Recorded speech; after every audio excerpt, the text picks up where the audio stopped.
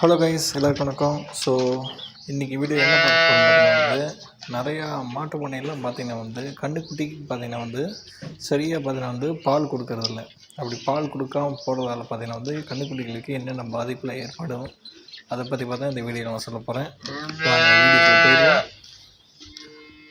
அதுக்கு முன்னாடி பார்த்தீங்கன்னா வந்து கன்றுக்குட்டி பார்த்தீங்கன்னா இல்லாமல் பார்த்தீங்கன்னா எப்போவுமே பார்த்தீங்கன்னா பால் கறக்க முடியாது.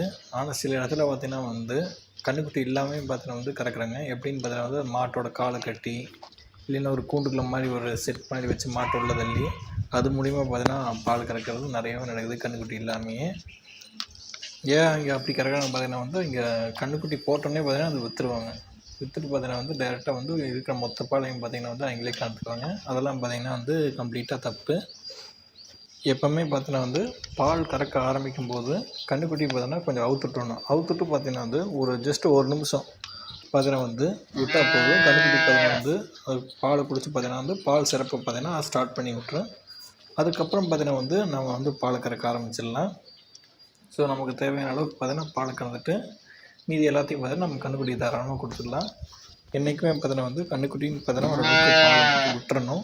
ஒரு லிட்டரோ இல்லை 1/4 லிட்டரோ பார்த்தீங்கன்னா வந்து நீங்கள் கன்றுக்குட்டிக்கு பால் விட்டுறணும். சின்ன கன்றுக்குட்டியாக இருந்தால் கொஞ்சம் நிறையவே விடலாம். இதே கொஞ்சம் பெரிய கண்ணாக இருந்தால் பார்த்தீங்கன்னா போக பார்த்தீங்கன்னா பாலோட அளவை பார்த்தீங்கன்னா நீங்கள் கம்மி பண்ணிக்கலாம். ஏன்னா பார்த்தீங்கன்னா வந்து பெரிய பார்த்தீங்கன்னா வந்து அது புல்லு சாப்பிட ஆரம்பிச்சிடும். ஸோ அதனால் பார்த்தீங்கன்னா வந்து பால் அந்த அளவுக்கு தேவைப்படாது. ஸோ கன்றுக்குட்டி வளர நீங்கள் அந்த பாலை பார்த்தீங்கன்னா கம்மி பண்ணிட்டு இருந்துக்கலாம். நாங்கள் பார்த்திங்கன்னா வந்து வீடுகளுக்கு ஊற்றிட்டுருப்போம். ஸோ அதனால் பார்த்தீங்கன்னா வந்து எங்களுக்கு எவ்வளோ ஊற்றுவோம்னு தெரியும் வீடுகளுக்கு. ஸோ அந்த அளவுக்கு தான் பார்த்தீங்கன்னா எல்லா மாட்டிலையும் கால்குலேஷன் பண்ணி கறந்துக்குவோம்.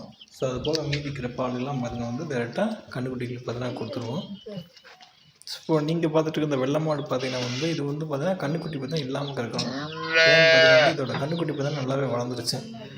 ஸோ பாலே பார்த்தீங்கன்னா கம்ப்ளீட்டாக மறந்துடுச்சு.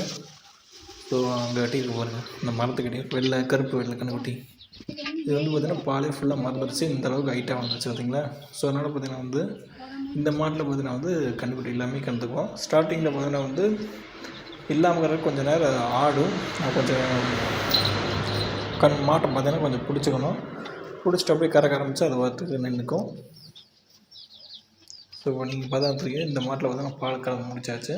முடிச்சுட்டோன்னே பார்த்திங்கன்னா வந்து அவுத்துட்டு அந்த மீதிக்கு எல்லா பாலையும் பார்த்திங்கன்னா கன்றுக்குட்டி எப்படின்னு பார்த்தீங்கன்னா 10 நிமிஷம் பார்த்தீங்கன்னா வந்து இது வரைக்கும் பால் ஊற்றிட்டே தான் இருக்கும். ஸோ அதுக்கப்புறம் பார்த்தீங்கன்னா வந்து பிடிச்சி கட்டி வச்சிருவோம்.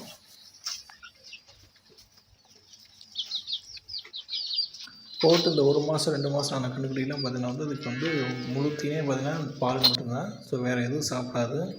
ஸோ இந்த பாலை கொஞ்சம் போக கொஞ்சம் இந்த பில்லை பார்த்தீங்கன்னா வந்து கடிக்க ஆரம்பிச்சிடும். ஸோ அதனால தான் பார்த்தீங்கன்னா வந்து பால் முடிச்சதுக்கு நீங்கள் கடையாக கொடுக்கணும்.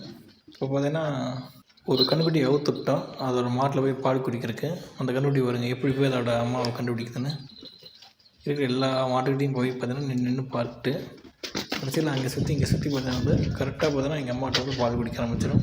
இவருக்கு வந்துருச்சு பார்த்தீங்களா. இதாக பார்த்தீங்கன்னா அதோட அம்மா. சம்டைம் பார்த்தீங்கன்னா நாங்களே கன்ஃபியூஸ் ஆகிடுவோம். ஏன்னா பார்த்தீங்கன்னா எல்லா கன்றுக்குட்டியும் பார்த்தீங்கன்னா ஒரே கலரில் இருக்கும், ப்ரௌன் கலரில். ஸோ அதனால் பார்த்தீங்கன்னா சில டைம் கன்ஃபியூஸ் ஆகிடுவோம். நாங்கள் பார்த்தீங்கன்னா வந்து டக்குன்னு அவுத்துட்ருவோம். அதுவே பார்த்தீங்கன்னா போய் கண்டுபிடிச்சிடுவோம் எது மாடுன்னு.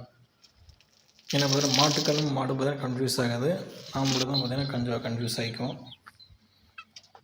சில பேர்த்துக்கு பார்த்தீங்கன்னா தோணும் எவ்வளோ மாதம் வரைக்கும் பார்த்தீங்கன்னா கன்றுக்குட்டி பால் வந்து மாட்டில் கொடுக்கலாம் பார்த்தீங்கன்னா அது வந்து பார்த்திங்கன்னா நீங்கள் வந்து அந்த மாடு குடிக்கிற வரைக்கும் சில நேரத்துக்கு பார்த்தா வந்து அது வந்து பாலை பார்த்தீங்கன்னா வந்து குடிக்காது. சும்மா வந்து நின்றுட்டு அப்படி இப்படி ஓடிட்டுருக்கும். அப்போ வந்து கண்டுபிடிச்சிக்கலாம். சரி இது வந்து பால் குடிக்கிறத பார்த்தா நின்றுச்சு அப்படின்னு கண்டுபிடிச்சிக்கலாம்.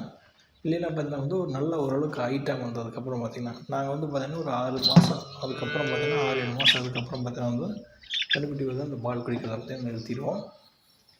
ஏன்னா அந்த மாதம் நல்லாவே வளர்ந்துடும் கன்றுக்குட்டி. ஸோ அதுக்கு வந்து பில்லு வந்து ஃபுல்லாக கொடுக்க ஆரம்பிச்சிடுவோம். மாட்டையும் பார்த்தீங்கன்னா வந்து அதுக்கேற்ற மாதிரி பார்த்தீங்கன்னா மாடும் பார்த்தீங்கன்னா பழகிக்கும். ஸோ உங்களுக்கு இந்த வீடியோ பிடிச்சா மறக்காமல் சப்ஸ்கிரைப் பண்ணிடுங்க. நெக்ஸ்ட் வீடியோவில் பார்த்தீங்கன்னா ஒரு நல்ல கண்டென்ட்டோட ஒரு வீடியோ நான் போடுறேன்.